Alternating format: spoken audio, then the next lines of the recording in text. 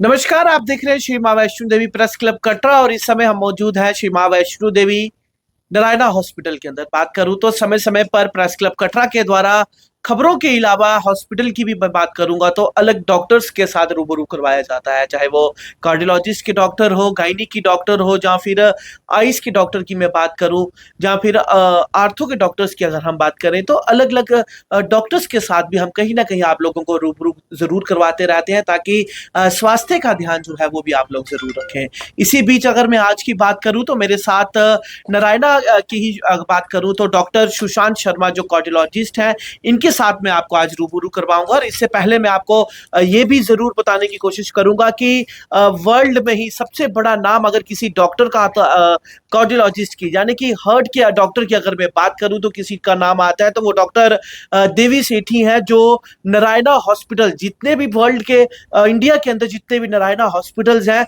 उसको रन कर रहे जो है वो डॉक्टर देवी सेठी कर है। मेरे साथ आप बात करने के लिए डॉक्टर सुशांत जी भी मौजूद हैं। सुशांत जी, सबसे पहले तो आपका बहुत बहुत स्वागत है माँ वैष्णो देवी प्रेस क्लब कटरा में। और शुरुआत करूं मैं तो हार्ट की डिजीजेस की। मैं कार्डियोलॉजिस्ट से हार्ट के बात करूंगा, हार्ट के डॉक्टर के बारे में, क्योंकि ज्यादातर लोग जो है वो नहीं जान पाएंगे कि कार्डियोलॉजिस्ट क्या चीज है। लोग हिंदी की बात करूं तो हृदय रोगी डॉक्टर भी आपको कहा जाता है। और आज के समय में किस तरीके के हार्ट के डिजीजेस जो है वो सबसे ज्यादा पाए जा रहे हैं? देखिए, हार्ट की जो डिजीज़ेज़ हैं वो ब्रॉडली क्लासिफाई हम करते हैं। हार्ट अटैक होते हैं, कुछ को कंजेनाइटल हार्ट डिजीज़ होती हैं, जैसे कि बचपन से ही छेद होता है, एएसडी, वीएसडी, पीडीए टाइप्स का। कुछ लोगों को जेनेटिक कॉजेज़ होते हैं, कार्डियोमायोपैथीज़ हो जाती हैं, हाइपरट्रॉफिक कार्डियोमायोपैथी। तो इस तरह से डिफरेंट डिफरेंट क्लासेस होती हैं। बिल्कुल डॉक्टर साहब, शुरुआत करते हैं तो मैं सबसे पहले इसी बात पे आऊँगा कि लोग काफ़ी ज़्यादा डर जाते हैं कि जब हार्ट अटैक अगर आप घर पे हैं, किसी सीनियर सिटीज़न जो आपके घर पे हैं, उनको अगर एकदम से हार्ट अटैक आ रहा है, तो क्या लक्षण ऐसे पाए जाते हैं कि जब हमें लगे कि नहीं, ये हार्ट अटैक है? और उस समय सबसे पहले क्या करना चाहिए कि हॉस्पिटल तक की दूरी जो है वो काफ़ी ज़्यादा रहती है, ख़ास तौर से दूर-दराज एरिया की अगर मैं बात करूँ, रियासी डिस्ट्रिक्ट के दूर-दराज की जो एरिया है, वहाँ पे अगर लोगों को एकदम से हार्ट अटैक किसी को अगर आए, तो उस टाइम पे सबसे पहले क्या करना चाहिए? जी, सबसे पहले तो हार्ट अटैक के लक्षण के बारे में हमें पता होना चाहिए। और हार्ट अटैक का जो सबसे मोस्ट कॉमन लक्षण जो होता है वो छाती में दर्द होना। यूजुअली लेफ्ट साइड पे दर्द होती है, बट राइट साइड पे भी हो सकती है। और वो दर्द पीछे बैक में जाएगी या शोल्डर्स में आएगी, साथ में पसीना, त्रेली वगैरह पड़ सकता है, या सांस लेने में दिक्कत परेशानी हो सकती है। कुछ लोग, मैक्सिमम जनसंख्या को यही, मैक्सिमम पॉपुलेशन को यही सिम्टम रहेगा। बट 5-10% लोगों को एटिपिकल प्रेजेंटेशंस हो सकती हैं कि पेट में यहाँ एपिगैस जो अपनी नाभि है, नाभि के ऊपर जो है जलन पड़ेगी, दर्द होगी, वो पीछे जाएगी, या फिर पूरी छाती में जलन पड़ती है, जिसको कई लोग गैस हो गई बना के घर पे ही उसका इलाज कर लेते हैं। तो ये लक्षण है जो कि हमें साइड नहीं करने हैं, और इनको हमें नोटिस करके इसके बारे में तुरंत प्रभाव से कुछ ना कुछ हमें करने की ज़रूरत है। अब दूसरी चीज़ ये होती है कि अगर लोगों को किसी को कोई पे दर्द हुई और उसको गैस बन गई, सपोज करो उसने गैस की गोली खा ली है, जी। और गैस की गोली खाने के बाद भी उसको अगर आराम नहीं आ रहा है तो उसको लाइटली नहीं लेना है। वो उसको हॉस्पिटल जाके एक ईसीजी अपना करवाना चाहिए। और आज की डेट में तो ट्रॉप टी टेस्ट हमारे हर डिस्पेंसरी पे अवेलेबल है, और उसको हमें, अगर किसी को चेस्ट पेन, दवाइयाँ, इंजेक्शन, पेंटॉप लगने के बाद भी अगर किसी की नहीं जा रही है तो उसको ड्रॉप टी टेस्ट अपना कराना चाहिए। और दूसरी चीज़ जो आपने मेरे से पूछी कि दूर दराज के एरिया हैं तो उसमें क्या करना है, तो एक दवाई होती है एस्प्रिन, इकोस्प्रिन की गोली आती है 300 mg की। एक दवाई होती है क्लोपिडोग्रिल, तो वो भी 300 mg की, और एक एटोर्वास्टैटिन 80। तो अगर कोई केमिस्ट वाला साथ में है और हार्ट अटैक का लक्षण क्लियरली लग रहा है तो वो गोली, हमें तीनों गोलियां जो है एक साथ लेके खा लेनी चाहिए। तो ये एक चीज़ है जो हमें करनी चाहिए, और उसके बाद हॉस्पिटल जाके एक ईसीजी कराना चाहिए, और ईसीजी के बाद ड्रॉप टी टेस्ट। बिल्कुल डॉक्टर साहब, काफ़ी अच्छी बात भी आपने बोली कि अगर दवाइयों की दुकान पास में है तो वहाँ से जाकर आप ये दवाइयाँ ज़रूर ले सकते हैं। और ईसीजी के अलावा अगर मैं बात करूँ तो कहीं न कहीं लोग जो है ना थोड़े से पैनिक हो जाते हैं जब डॉक्टर इको का टेस्ट लिख के देता है उन्हें। वो क्या डिफ़रेंस रहता है दोनों के बीच में, और क्यों इको के टेस्ट को लेकर जो है थोड़ा-सा पैनिक होते हैं लोग? देखिए, ईसीजी जो है एक बेसलाइन टेस्ट है। ईसीजी जी। आपका ग्राफ है, हार्ट की जो धड़कन चल रही है उसका ग्राफ है।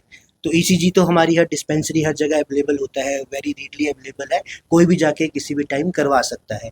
इको टेस्ट जो है उसका आगे का टेस्ट है। अगर किसी को ईसीजी में दिक्कत आ रही है, उसका ड्रॉप टी टेस्ट खराब आ रहा है, तो नेक्स्ट टेस्ट जो है वो इकोकार्डियोग्राफी है, जो किसी डायग्नोस्टिक सेंटर या हॉस्पिटल में ही अवेलेबल होगा, और गवर्नमेंट हॉस्पिटल्स में यूजुअली अवेलेबल नहीं है हमारे पास, या फिर स्पेशलिस्ट डॉक्टर वहाँ पे अगर हो तो वो कर सकता है। तो ये है कि इको का जो टेस्ट है, जैसे पेट का अल्ट्रासाउंड करते हैं उसी तरह से हार्ट का अल्ट्रासाउंड जो करते हैं उसको इकोकार्डियोग्राफी कहते हैं। इसमें डरने की, घबराने की कोई ज़रूरत है नहीं। इसमें किसी तरह का कोई सुई नहीं लगती, कोई इंटरवेंशन नहीं है। इसमें जैसे पेट का अल्ट्रासाउंड किया वैसे ही उसी प्रोब से हार्ट का अल्ट्रासाउंड किया जाता है, और उससे हम हार्ट की जो शक्ति है, जो उसकी पंपिंग है, उसके बारे में हमें पता चल जाता है, और उससे हम आगे बता सकते हैं कि इनको जो हार्ट अटैक हुआ है वो छोटा हार्ट अटैक है कि मेजर हार्ट अटैक। बिल्कुल, देखिए मैं पहले भी आपसे यही चीज़ को ज़रूर आपसे क्लियर करवाना चाह रहा था कि बहुत सारे लोग हैं, जब डॉक्टर्स उनको सजेस्ट करते हैं कि आपको हार्ट के टेस्ट को लेकर इको का टेस्ट करवाना है, तो जिस तरीके से डॉक्टर सुशांत ने भी बताया कि हमें इस चीज़ को लेकर पैनिक होने की ज़रूरत नहीं है। ये एक तरीके का कहूँ तो अल्ट्रासाउंड ही इसे हम कह सकते हैं कि ये जो हार्ट का जब इसका चेकिंग की जाती है, हार्ट किस तरीके से आपका पंप कर रहा है, तो उसे इको टेस्ट कहते हैं। डॉक्टर साहब, आज की डेट में देखा जाए तो छोटे-छोटे बच्चों को भी हार्ट के अटैक हो रहे हैं। अगर आज से 20 साल, 25 साल पीछे चले जाएँ, तो ये चीज़ें नहीं थी, और आज की डेट में ये चीज़ें बड़ी कॉमन होती जा रही हैं कि 5 साल के बच्चे को हार्ट अटैक हो गया, 15 साल के बच्चे को हार्ट अटैक हो गया। क्या रीज़न्स हैं कि क्यों इतनी छोटी एज में हार्ट अटैक्स होना? देखिए, अभी तक तो जो हम किताबों में पढ़ते थे, 45 साल की उम्र के बाद ही रिस्क फैक्टर स्टार्ट होता था हार्ट अटैक के लिए, पुराने ज़माने में। अभी आज की जनरेशन में हम देख रहे हैं कि 30-32 साल के, 28 साल का लड़का भी एक मेरे पास था यहाँ पे जिसको हार्ट अटैक हुआ था, जिसकी एंजियोग्राफी की थी हमने। तो जो एज ग्रुप है वो नीचे आ रहा है। एज ग्रुप नीचे आने का कारण फिजिकल एक्टिविटी का ना होना सबसे बड़ा, दूसरा स्ट्रेस का लेवल बढ़ना लोगों में, बच्चों में आजकल यंग बच्चों में कुछ बनने के लिए, कुछ अच्छा करने के लिए उनको स्ट्रेस रहता है, फैमिली की तरफ से प्रेशराइज्ड होता है, आसपास के दोस्तों यारों की कोई किसी और की सिलेक्शन हो गई, खुद की नहीं हुई, तो स्ट्रेस में चले जाते हैं। तो स्ट्रेस एक बहुत बड़ा फैक्टर रहता है। इसके अलावा जिम जाना, बॉडी बिल्डिंग का शौक रहता है, उसमें क्रेटाइन, प्रोटीन, वे प्रोटीन्स, उन सब का इस्तेमाल जब लोग करते हैं तो उसकी वजह से इल इफेक्ट्स जो है हार्ट के ऊपर आते हैं। यानी कि मतलब देखा जाए तो अगर आप जिम के लिए जा रहे हैं तो वहाँ पे एक्सरसाइज ज़रूर करें, पर वहाँ पे जो जिस तरीके से आपने बोला कि प्रोटीन्स हैं या अन्य कोई सप्लीमेंट्स हैं, वो कहीं न कहीं सेहत के लिए हानिकारक हैं। जी, बिल्कुल। देखिए, प्रोटीन्स अगर आपको लेने ही है तो take it in natural form, मतलब एनिमल प्रोटीन्स खा लीजिए, बाकी प्रोटीन्स खा लीजिए। बट जो पाउडर्ड डब्बों में पैक्ड आते हैं, वी डोंट नो क्या मिक्सिंग है, क्या है, तो उसका जो इल इफेक्ट है, कुछ लोगों का हार्ट जो है वो सस्टेन कर जाता है, उनको कोई इशू नहीं आता है, कुछ लोगों का सस्टेन नहीं करता है, और कई बार उसके अंदर हैवी मेटल्स या टॉक्सिक्स होते हैं जो कि हार्ट की मसल्स को वीक कर देते हैं, और वो हमें पता नहीं चलता है। सडनली जिम करते करते हार्ट रेट बढ़ जाती है एंड पेशेंट कोलैप्सेस। बिल्कुल, डॉक्टर साहब, सवाल के बीच में एक और मैं आपसे ये भी जानना चाहूँगा कि जिस तरीके से आपने बोला कि जिम की अगर मैं ख़ास तौर से बात करूँ तो हमें जिम तो जाना है, क्योंकि आज खेलों की ओर भी बच्चे जो है वो काफ़ी ज़्यादा कम जाते हैं कि मोबाइल्स की एक्टिविटीज़ ज़्यादा बढ़ी हुई है।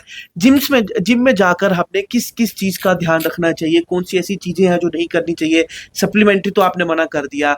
कितने टाइम के लिए हमें जिम जो है वो रेगुलर करनी चाहिए, और कितना कौन-सा ऐसा पीरियड है जिस टाइम पे हमें जिम जो है उसको अवॉइड भी करना चाहिए? देखिए, हर चीज़ का कूल ऑफ पीरियड होता है। ऐसा नहीं है कि आप 24 घंटे ही जिम करते रहेंगे, दिन में 6-6 घंटे जिम करते रहेंगे।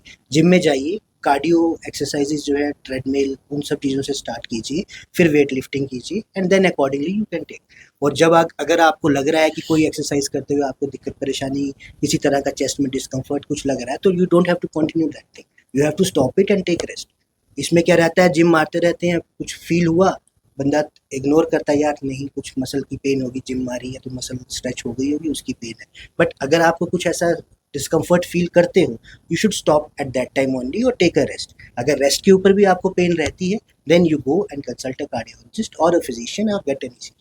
बिल्कुल, डॉक्टर साहब, एक लास्ट सवाल आपसे करूँगा कि एक कॉमनली टेस्ट की अगर मैं बात करूँ, जैसे एलएफटी टेस्ट होते हैं या अन्य कोई टेस्ट होते हैं, हार्ट्स के कोई कुछ ऐसे टेस्ट जो हमें रेगुलर करवाने चाहिए, कि जैसे हमें ईयरली की बात करूँ या क्वार्टरली बात करूँ तो हम एलएफटी करवा देते हैं, अपना रूटीन की शुगर टेस्ट करवा लेते हैं, तो हार्ट को लेकर कौन से ऐसे टेस्ट हैं जो हमें रेगुलर करवाने चाहिए कि हमें पता चले कि हमारा हार्ट रेट कितना चल रहा है, हार्ट बीट कितनी है, हमारा हार्ट जो है वो कितना पंप कर रहा है? ऐसे कौन-कौन से टेस्टीज़ हैं? देखिए, इसमें 2 चीज़ें हैं। एक तो है कि अगर किसी को एक्यूट हार्ट अटैक हुआ है, तो मैंने आपको बता दिया कि ट्रॉप टी टेस्ट या ट्रॉप आई टेस्ट जी जो है वो करना है उस टाइम पे। उसके अलावा अगर रूटीन में जैसे बात करें, अगर कोई डायबिटिक नहीं है, किसी को ब्लड प्रेशर की शिकायत नहीं है, तो उसको अपना जो एनुअली चेकअप है 1.5 से 2 साल के बीच में कराना चाहिए। उस 1.5 से 2 साल का जो एनुअल चेकअप आएगा उसमें ECG, echo, TMT, lipid profile, ये बेसिक टेस्ट हैं जो करने हैं। इसके अलावा रूटीन जो आप सीबीसी की एफटी कराते हैं वो कराइए, but lipid profile, ECG, echo, TMT 2 साल के ऊपर इफ़ आप डायबिटिक या हाइपरटेंसिव नहीं हो और आपको कोई कार्डिक हिस्ट्री नहीं है। बट अगर किसी की कार्डिक हिस्ट्री है या किसी को डायबिटिक है तो उसको अपना डायबिटीज़ का कंट्रोल करना है और साल के ऊपर लिपिड प्रोफाइल अपना और टीएमटी करवाना है।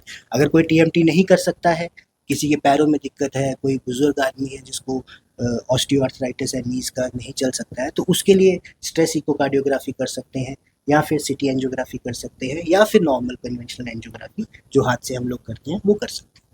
तो बिल्कुल आप देख रहे थे मेरे साथ डॉक्टर सुशांत जो कार्डियोलॉजिस्ट यानी कि हार्ट के डॉक्टर नारायणा हॉस्पिटल में इस समय है, और इन्होंने भी जिस तरीके से कहा कि समय समय पर अपने स्वास्थ्य का जांच जो है वो हमें ज़रूर करवानी चाहिए। खास तौर से अगर हम हार्ट की ही बात करें तो हार्ट के कई सारे ऐसे लक्षण जो अगर आपको पाए जाएं तो उसको लेकर पास का जो भी आपका प्राइमरी हेल्थ सेंटर है या फिर सरकारी अस्पताल हो वहाँ पर जाकर शुरुआती जाँच जो है वो अपनी ज़रूर करवाएं। और हम आगे भी कोशिश करेंगे कि इस तरीके से आपको अलग अलग डॉक्टर्स के साथ ज़रूर रूबरू करवाएं। आप ज़रूर ही जुड़े रहें सीमा वैष्णो देवी प्रेस क्लब कटरा के साथ।